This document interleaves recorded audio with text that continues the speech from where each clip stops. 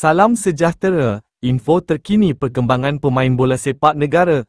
Pagi Sabtu yang ceria bermula dengan berita luar biasa, apabila nama anak jati Harimau Malaya dan JDT, Arif Aiman berada di tangga keempat dunia dalam statistik gelecekan dan pemain berpengalaman Eropah seperti Rui Neneng menyertai barisan tengah kita.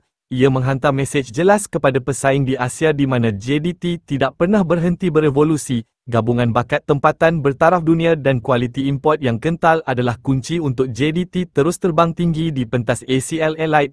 Arif Aiman terus cipta sensasi apabila disenaraikan sebagai pemain keempat terbaik dunia dalam statistik Most Successful Dribbles Player. Statistik ini diambil berdasarkan prestasi pemain-pemain yang beraksi dalam divisyen utama Liga seluruh dunia menurut data daripada SofaScore. Satu pencapaian luar biasa yang bukan sahaja mengharumkan nama JDT, malah mengangkat martabat Malaysia di persada bola sepak antarabangsa.